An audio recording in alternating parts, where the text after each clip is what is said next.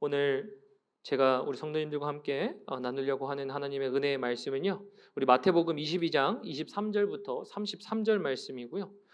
계획이 있는 사람이라는 말씀의 제목으로 제가 성도님들과 함께 말씀을 나누고자 합니다. 계획이 있는 사람이라는 말씀의 제목이고요. 우리 성도님들 저와 함께 한 절씩 교독하시도록 하겠습니다. 그래서 23절부터 33절까지 교독한 후에 마지막 절 함께 봉독하도록 합니다. 23절로 봉독합니다. 부활이 없다 하는 사두개인들이 그날 예수께 와서 물어 이르되 모세가 일렀으되 사람이 만일 자식이 없어 죽으면 그 동생이 그 아내에게 장가들어 형을 위하여 상속자를 세울지니라 하였나이다. 우리 중에 칠형제가 있었는데 마지가 장가들었다가 죽어 상속자가 없으므로 그 아내를 그 동생에게 물려주고 그 둘째와 셋째로 일곱째까지 그렇게 하였다가 최후에 그 여자도 죽었나이다. 그런즉 그들이 다 그를 취하였으니 부활 때에 일곱 중에 누구의 아내가 되리이까? 예수께서 대답하여 이르시되 너희가 성경도 하나님의 능력도 알지 못하는 거로 오해하였도다. 부활 때에는 장가도 가지 않고 시집도 아니 가고 하늘에 있는 천사들과 같으니라. 죽은 자의 부활을 논할진대 하나님이 너희에게 말씀하신 바 나는 아브라함의 하나님이요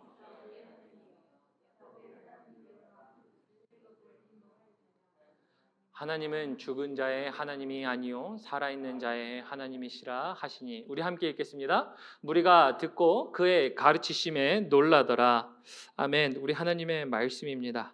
우리 마태복음 강해로 다시 돌아옵니다.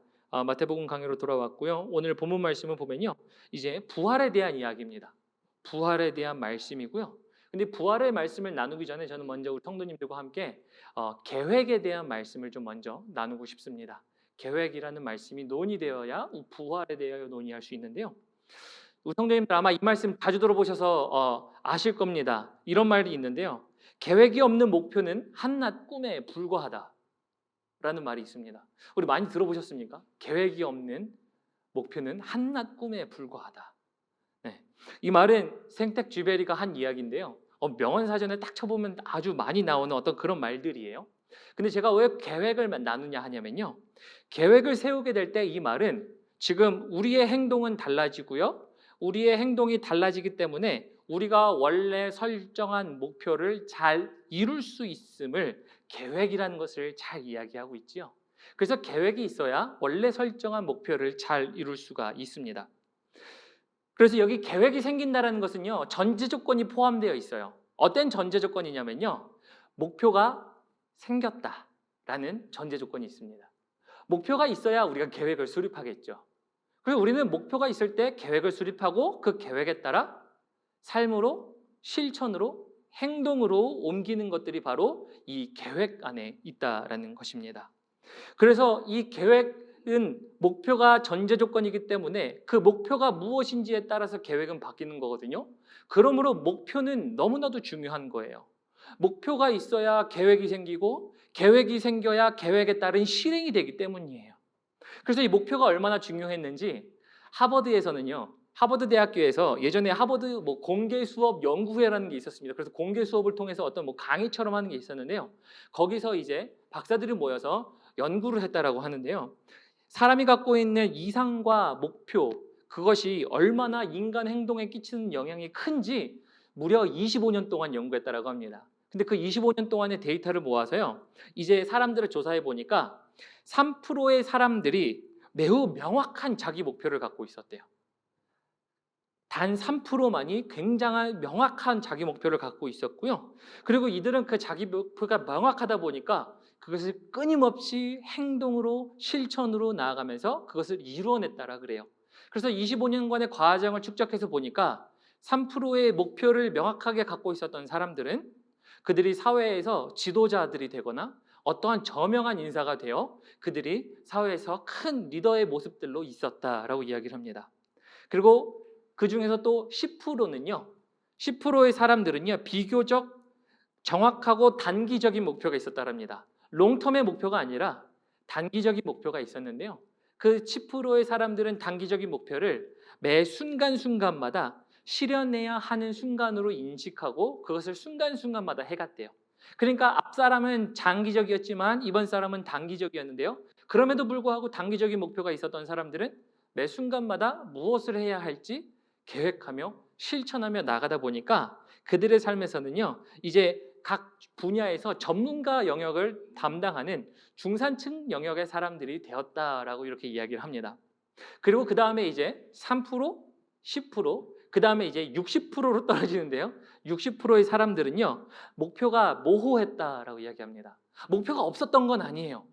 근데 그 목표가 모호했던 사람의 그룹이 있었대요. 그런데 그 목표가 모호했던 사람들의 그룹은요, 이제 안정된 생활을 선택하고 평온한 삶을 보냈고 특별한 성과를 이루진 않았지만 사회의 중산층뿐만 아니라 중하층을 차지했다라고 이야기합니다. 그게 목표가 모호했던 60%의 사람이었고요. 나머지 목표 이제 27% 목표가 없었던 사람들은요. 그 사람들은 삶의 목표가 없다 보니까 원하는 삶을 살고 있지 않았고 원하는 삶을 이루지도 못했고 그러다 보니까 최하층의 어떠한 계층 속에서 살아가는 사람들이 있었다라는 것들을 어떤 데이터를 통해서 25년의 축적을 통해서 그 하버드 연구팀이 이렇게 얘기했다라고 합니다. 그런데 이렇게 이야기하는 이유는요. 이것을 통해서 보여주는 건 너무나도 명확하거든요. 인생의 목표는요. 굉장히 중요해요. 그래서 우리가 인생의 목표를 무엇을 삼고 사느냐는 그것을 통해서 우리가 마지막에 어떠한 것을 이루는가가 나타나는 거거든요. 그래서 이것을 통해 저는 이렇게 한번 질문 드려보고 싶어요.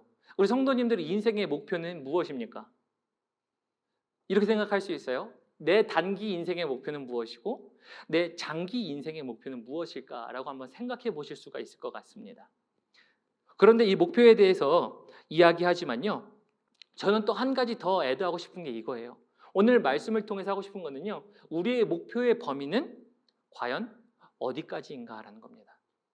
우리의 목표의 범위는 과연 어디까지라는 겁니다. 왜냐하면 제가 목표의 범위를 정해드리는 이유는요. 우리는 이 땅에서 목표를 설정하고 살아가는 사람들이에요. 하지만 우리는 이 땅을 살아간과 동시에 하나님께서 우리에게 주신 하나님의 나라의 약속을 붙잡고 살아가는 사람들이기 때문에 우리의 목표는요. 이 땅에서도 설정되지만 우리의 최종 목표는 어디죠? 하나님의 나라입니다. 그러다 보니까 우리의 목표는요. 이 땅에서 세울 수 있는 목표들도 동시에 있어야 하지만 우리의 목표의 범위는요. 이 땅에 있는 것이 아니라 하나님 나라에 있는 거예요.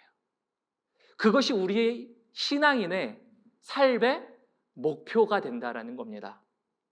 그래서 오늘 말씀은 부활에 대하여 나눕니다만 이 부활에 대하여 나눌 때 과연 이 부활을 통하여 우리가 경험하는 건 하나님의 나라에 들어가는 걸 얘기하는 거거든요.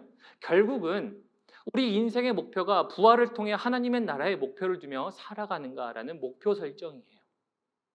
그래서 우리 다시 한번 생각해 봐야 됩니다. 우리 인생의 목표 설정을 통해 이 땅에서 목표는 누구나 다 설정합니다. 누구나 다 갖고 있습니다. 그러나 내 삶의 목표에 하나님의 나라에 부활을 통해 하나님의 나라에 들어가는 그 목표 설정은 되어 있는가라는 겁니다. 그래야 목표 설정이 생기면요. 계획이 생기고 계획이 생기면 실행하게 되거든요. 하나님의 나라가 목표가 생기면요. 하나님의 나라에 들어가기 위한 계획이 생기고요. 계획이 생기면 실천으로 옮기기 때문입니다. 그래서 오늘 고린도전서 6장 14절 보면요. 부활의 우리의 목표, 이것이 목표가 된다는 것을 이야기해 주는데요. 우리 고린도전서 6장 14절 함께 읽어볼까요? 함께 읽어보겠습니다. 시작! 하나님이 주를 다시 살리셨고 또한 그의 권능으로 우리를 다시 살리시리라. 주님이 우리를 다시 살리신다라고 얘기해요. 그러므로 우리도 목표를 가진 사람들은요. 어디까지가 목표인가를 분명히 결정해야 돼요. 그래서 우리 성도님들의 목표는 어디까지 설정하시고 갖고 계십니까? 우리 대부분의 사람들은요. 신자이든 불신자이든요. 두 가지 세상에서 살아간다는 것을 굳게 믿고 있어요. 특별히 한국 사람들은 더욱 그러합니다. 왜 그러냐면요. 이 얘기 많이 들어보셨을 거예요. 이 땅에서의 삶을 뭐라고 하나요? 이 생이라고 얘기합니다. 그죠? 그러면은 저 세상에서의 삶을 뭐라고 합니까? 저생이죠.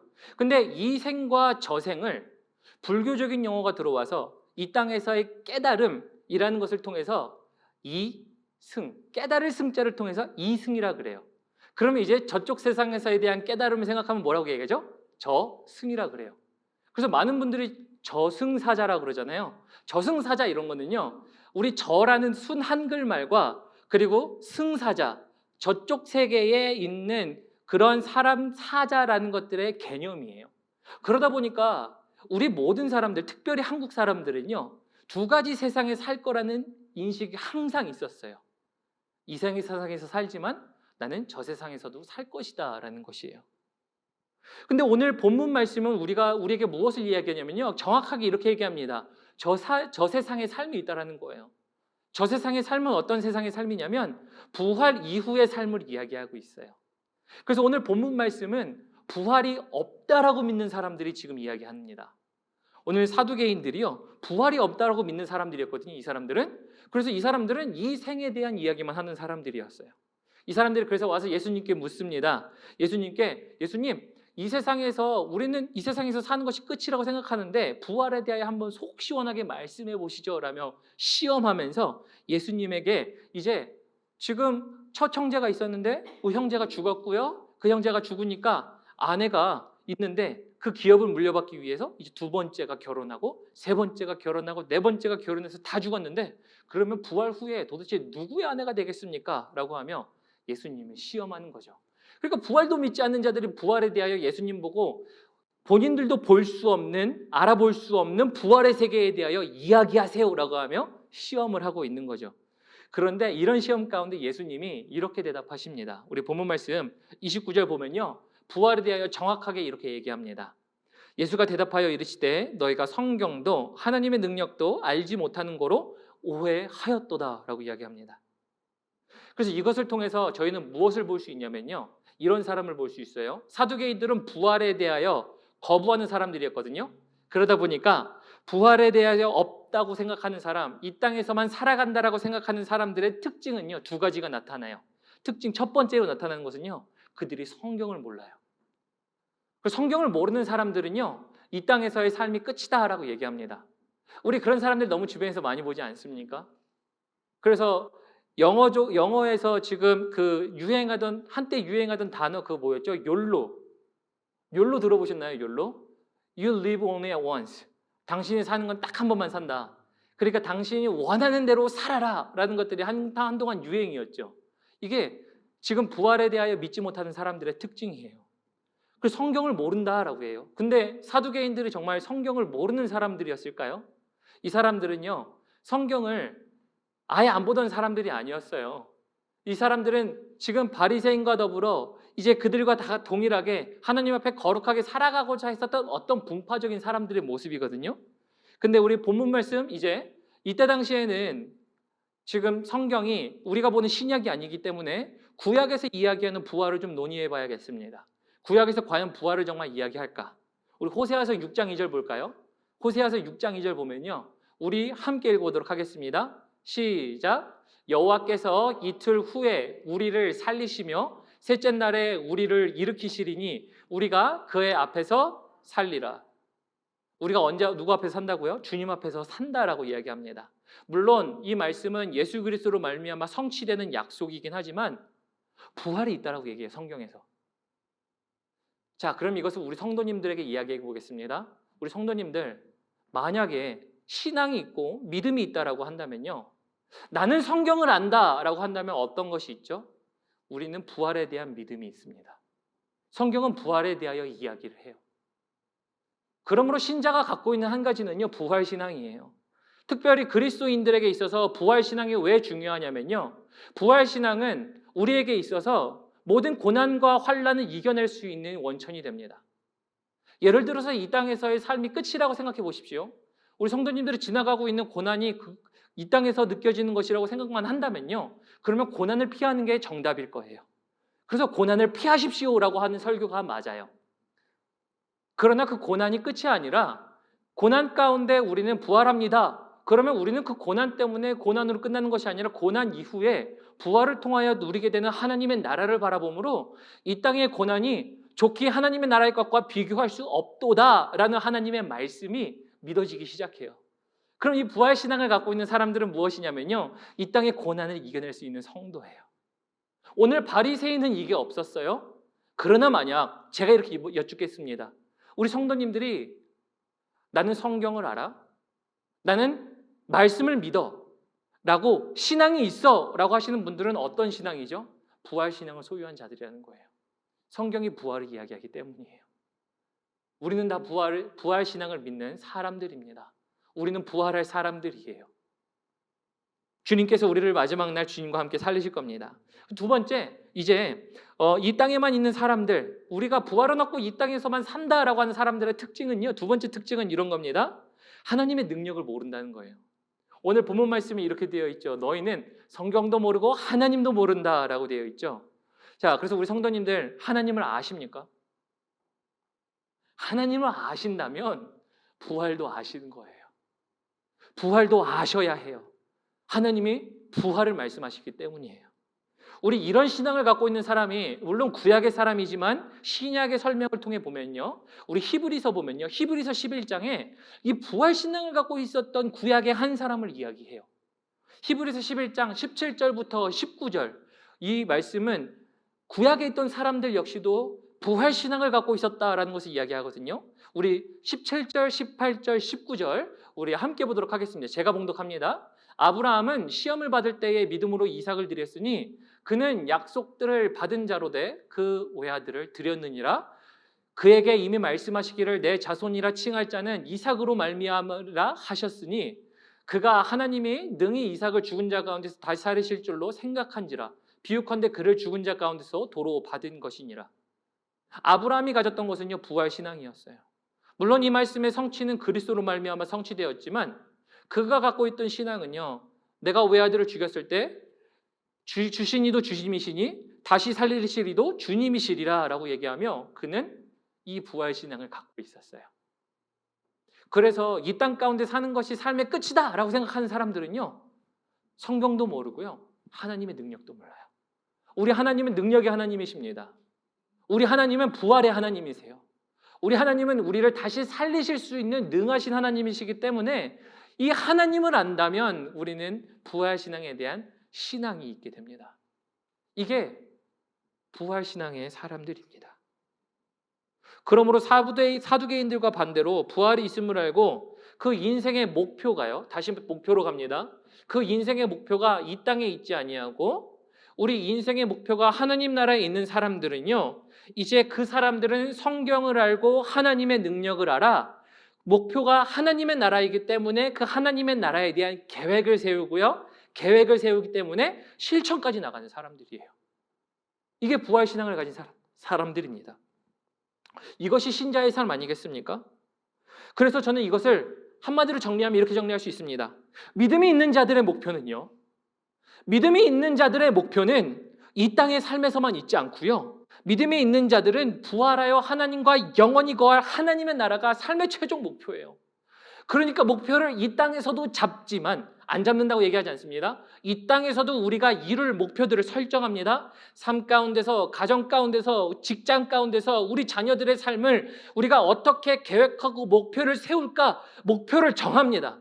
그러나 목표의 경계는요, 이 땅에서 있는 것이 아니라 그 이 땅 이면에 있는 하나님의 나라까지예요.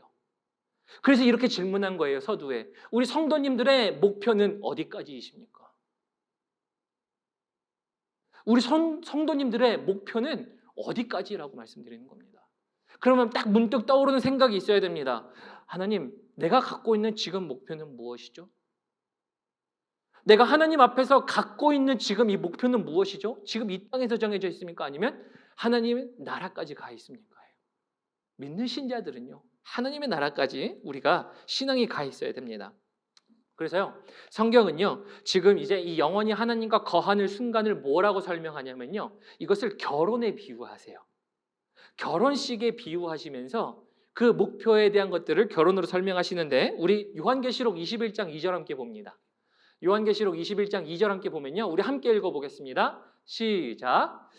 내가 봄에 거룩한 성 새 예루살렘이 하나님께로부터 하늘에서 내려오니 그 준비한 것이 신부가 남편을 위하여 단장한 것 같더라. 지금 여기에 보는 새 예루살렘은요, 하나님과 그의 백성이 함께 거하는 하나님의 나라를 묘사하고 있거든요.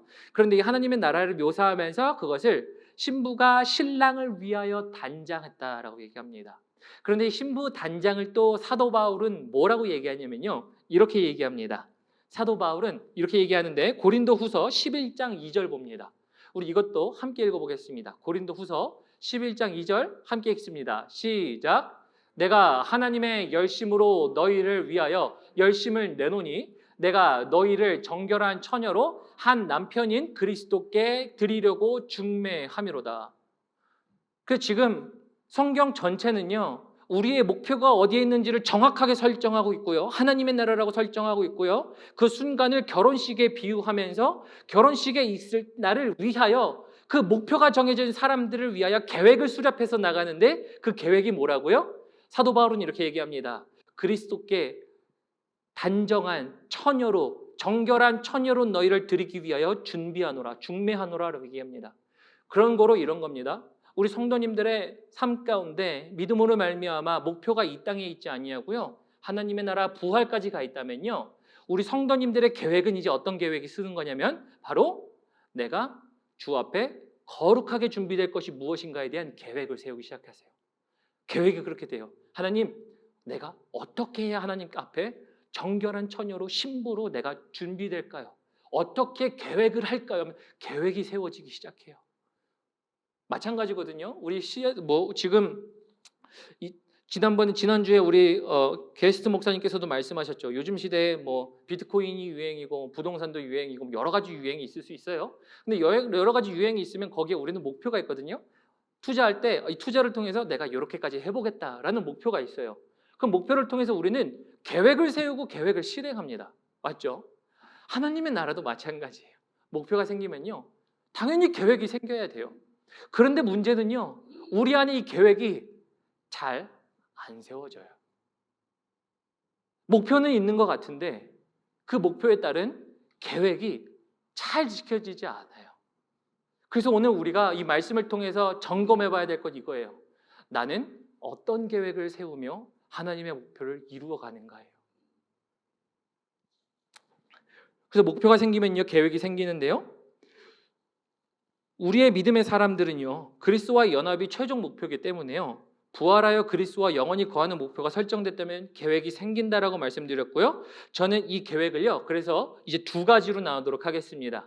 오늘 이 계획을 다시 한번 구체적으로 계획적으로 세우시고 실행하시는 우리 성도님들 되시기를 주님의 이름으로 축원합니다. 그래서 이 두 가지를 하셔야 돼요. 우리가 정말 목표가 정말 올바로 있다면요. 그럼 그 계획을 실행할 텐데 두 가지 계획 말씀드립니다. 첫 번째, 우리의 계획은요. 말씀을 따라 사시는 거예요. 하나님 앞에 정결한 처녀로 신부로 준비되기 위하여 우리가 해야 할 것은요. 말씀을 따라 사는 거예요. 너무나도 쉽죠. 항상 말씀, 기도 얘기하지만요. 오늘도 말씀 기도할 거거든요. 그래서 첫 번째는요. 말씀을 따라 사는 거예요. 왜 그러냐면요. 우리 시편 119편 볼까요? 시편 119편 9절에 보면요. 지금 여기 이렇게 얘기합니다. 함께 읽어보겠습니다. 시작. 청년이 무엇으로 그의 행실을 깨끗하게 하리이까? 주의 말씀만 지킬 따름이니이다. 지금 어떻게 그 행실을 깨끗하게 한다고요? 하나님의 말씀으로 한다라고 얘기합니다. 하나님의 말씀이 있어야 정결한 처녀로 단정한 우리 신부로 거룩한 신부로 준비되는 거예요. 말씀 아니고서는요 우리가 준비될 수가 없는 겁니다. 그렇게 해서 지금 말씀을 따라 산다라는 것은요 말씀을 본다라는 것이고요. 말씀을 본다라는 얘기는요 제가 아까 말씀드렸죠. 목표가 생기고 계획이 생기면 실천하게 된다. 계획 단계에서 이 말씀 드립니다. 말씀을 보는 것을 구체적으로 계획하시고요. 그리고 말씀을 보는 것들을 이제 우리가 삶 가운데서 시간을 내고 그리고 장소를 만들고 환경을 만드는 것을 세우셔야 돼요. 그게 계획이잖아요. 그래서 오늘도 이런 계획을 세우는 거예요. 하나님, 오늘 말씀에 따라서 부활신앙을 믿는 사람들은 그러면 지금 목표가 생겼고 목사님의 말씀에 따라 계획을 한다 그러는데 하나님 오늘 내가 계획할게요. 내일부터 몇 날 며칠 언제 어느 시간 동안 내가 말씀을 읽을게요. 만약에 그 말씀 읽는 장소가 어려우면요. 하나님 내가 말씀 읽는 장소가 집에서 어려우면요. 내가 카페로 갈게요. 하나님 교회로 갈게요. 하나님의 말씀을 들으러 내가 유튜브도 듣고요. 하나님 내가 어떤 하나님의 말씀을 듣기 위하여 계획을 세울게요. 라는 계획이 세워져야 돼요. 계획이 쓰지 않으면요. 실행하지가 않아요. 전략적으로 계획을 세우십시오. 적극적으로 실천을 행하시기 위하여 전략적으로 계획을 세우십시오. 그래야 목표는 이루어집니다. 그래야 목표가 이루어져요. 두 번째, 이 실천해야 될 것은 이것입니다. 하나님 앞에 나아가세요. 하나님 앞에 나아가시는 것을 전략적으로 계획하셔야 돼요. 어떤 거냐면요, 우리 잠언 16장 9절 봅니다. 우리 잠언 16장 9절 보면요, 이 말씀은 우리는 우리 삶 가운데만 적용해요. 그런데 오늘 이 말씀을 저는 이렇게 얘기하고 싶습니다. 우리 삶 가운데 있는 목표뿐만 아니라 하나님의 나라까지 목표를 둔 우리에게 이 말씀대로 그대로 이루어지기를 소망합니다. 이 말씀을 함께 읽어보면요, 우리 함께 읽어보겠습니다. 시작. 사람이 마음으로 자기의 길을 계획할지라도 그의 걸음을 인도하시는 이는 여호와시니라. 우리 인생도 마찬가지입니다. 인생 가운데서 우리는 여러 가지 목표를 설정해 놓고 계획을 수립하고 실행을 합니다. 그러나 그 길을 인도하시는 우리 여호와 하나님이십니다. 그럼에도 불구하고요, 인생의 계획이 이 땅에서의 계획이 그러할진데 하물며 하나님의 나라의 계획을 사람들의 계획은 어떻겠습니까? 그 길을 인도하시는 이는 여호와 하나님이십니다. 그러기 위해서는요, 적극적으로 계획을 세우시고 전략적으로 만드셔서 하나님 앞에 나아가십시오. 이것을 뭐라고 얘기하냐면요, 기도라고 얘기해요. 하나님 앞에 기도하는 시간을 전략적으로 세우세요. 하루에 5분이든 10분이든 아니면 내가 운전하는 시간만큼은 내가 하나님께 기도해 보겠다라고 하는 것들을 전략적으로 오늘 세우십시오. 계획을 세우고 전략을 세워야 우리가 실행을 하거든요. 그래야 그 실행을 할 때 언제 무엇이 된다고요? 목표가 이루어진다라고 말씀드렸어요. 그래서 오늘 제가 부활을 나누면서요, 부활을 나눌 때 제가 계획을 나눈 이유가 그겁니다. 사두개인들, 부활이 없었다라고 하는 사람들은요, 그 사람들은 아무리 목표를 세워봤자 이 땅이었고요, 아무리 계획을 세워봤자 이 땅이었고요, 그들이 실행하는 건 이 땅에서의 것밖에 없었어요. 그러나 하나님의 사람들은 그 목표가 이 땅에 있지 않고 그 범위가 어디까지냐? 하나님의 나라에 있기 때문에 그 사람들이 세우는 목표로 말미암아 그들의 실행과 계획은요, 어디에 있냐면 오늘 이 말씀처럼 하나님 앞에 말씀으로, 기도로 하나님 앞에 나아가며 하나님, 우리가 그곳까지 나아갈 때까지 우리를 인도해 주세요라고 하는 것을 세우는 사람들이에요. 그래서 오늘 말씀을요, 이제 정리하도록 하면요, 이런 겁니다. 우리 모두는요, 계획을 가지고 살아요. 계획이 없는 사람은 아무도 없어요. 그것이 아주 바로 앞에 것이든 내일의 것이든 내일 모레의 것이든 한 달의 것이든 우리 삶의 비즈니스든 자녀 계획이든 뭐든지 우리는 누구에게나 다 계획이 있어요. 다 계획이 있지만 우리의 계획은요, 삶 가운데 있는 계획뿐만 아니라 더 큰 계획이 있어야 해요. 더 큰 목표가 있어야 해요. 하나님의 나라예요. 그게 오늘 사두개인 그리고 우리들과의 차이예요. 사두개인은 부활의 신앙이 없다고 얘기했지만 우리는 부활이 있다라고 믿는 사람들입니다. 그래서 우리 성도님들께 다시 한번 여쭙니다. 우리 성도님들의 목표는 어디까지이십니까? 목표에 따른 계획은 무엇입니까? 그리고 그 계획을 따라 실천하실 것은 무엇이 있으십니까? 우리 찬양팀 올라오시고요. 그래서 성경에서 말하는 거는요, 저 세상의 목표는 부활하여 하나님과 영원히 거하는 것이 하나님 나라가 바로 최종 목표입니다.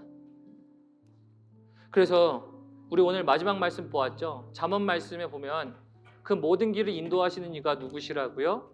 우리 하나님이시라라고 얘기합니다. 그래서 우리 함께 오늘 들으신 말씀 기억하시면서요, 우리 함께 찬양했으면 좋겠는데요, 이렇게 찬양했으면 좋겠습니다. 살아계신 성령님, 정말 날 붙드소서, 날 살펴주소서, 나를 채워주시고 나를 항상 새롭게 하셔서 하나님, 계획을 세워도 우리는 넘어지고 때로는 우리 계획이 없는 것 같아요. 하나님의 나라의 목표를 설정을 둔 사람들이. 그러나 하나님, 그 순간마다 우리를 새롭게 해주십시오.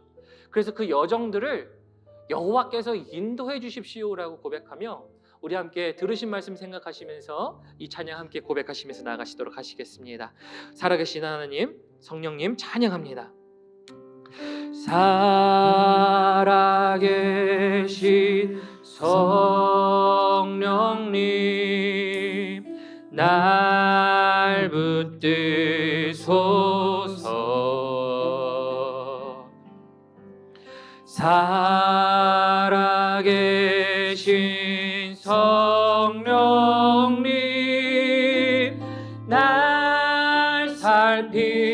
살피소서. 채우소서. 채우소서.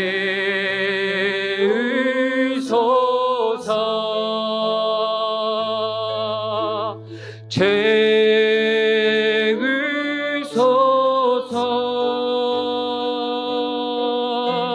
성령 하나님 새롭게 하소서. 다시 한번 찬양합니다. 살아계신 성령님 날 붙드소서. 살아계신 성령님, 살아계신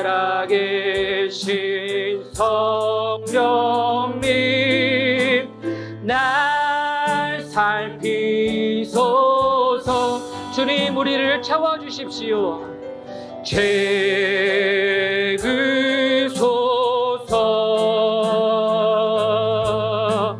채우소서.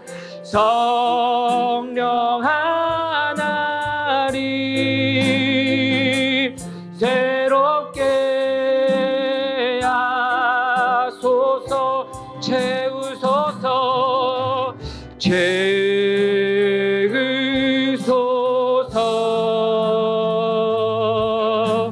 채우소서. 성령 하나님, 성령 하나님 새롭게 하소서.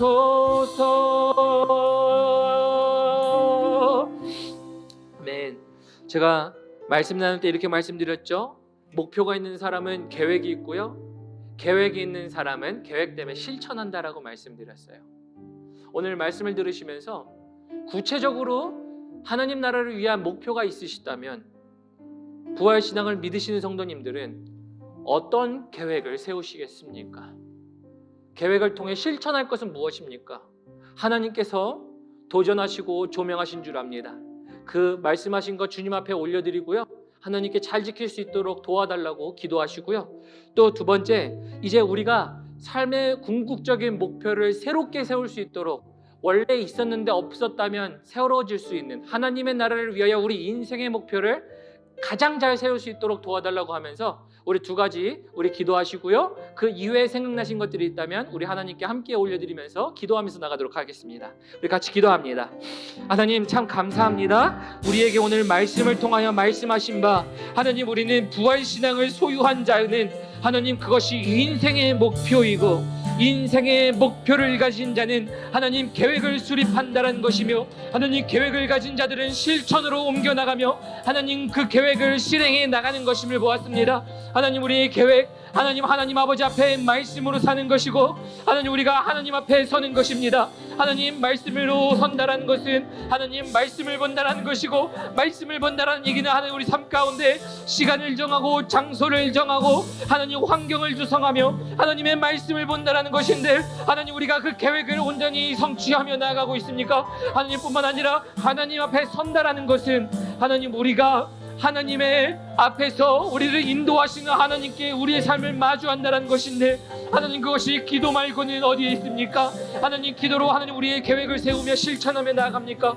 하나님 우리가 매일 삶 가운데 5분이건 10분이건 운전이건 하나님 우리가 기도를 말미암아 하나님 앞에 계획을 하며 살아가고 있습니까? 하나님 우리가 실천하는 자 되게 하시고, 하나님 우리의 목표가 이 땅에만 있었다면 이제는 하나님 나라에 우리가 목표를 바라보며 나아가므로 하나님 우리가 그것을 유지하며 지키며 하나님 목표로 말미암아 계획과 실천으로 세워나가는 우리 귀한 성도님들 될 수 있도록 도와주십시오. 감사합니다.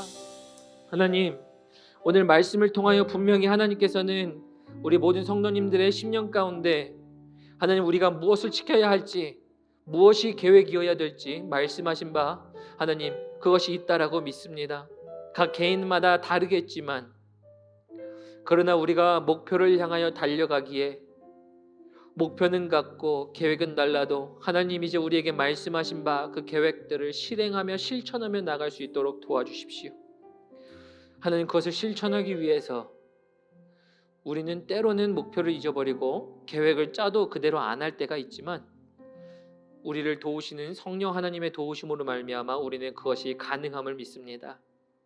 그래서 우리를 도우시는 성령 하나님, 우리를 붙들어 주시고 우리를 살펴주시고 우리 내면 가운데 있는 목표들이 이 땅에만 있다면 하나님 나라에 다시 한번 그것을 우리의 목표로 삼으며 세울 수 있도록 도와주시고, 그것을 세우며 나아갈 때에 하나님, 우리에게 여러 가지 시험이 있을지라도 고백한 것처럼 그 모든 유혹 시험들을, 고난과 환난들을 이겨낼 수 있도록 도와주셔서 고난과 환난보다, 어려움보다, 삶 가운데 아픔보다 그것들을 온전히 능히 이겨낼 수 있는 그 부활의 믿음으로 말미암아 그 기쁨이 있게 하시고 그것을 이 땅 가운데서 맛보아 알며 살아갈 수 있는 우리 귀한 성도님들의 삶이 될 수 있도록 인도하여 주십시오.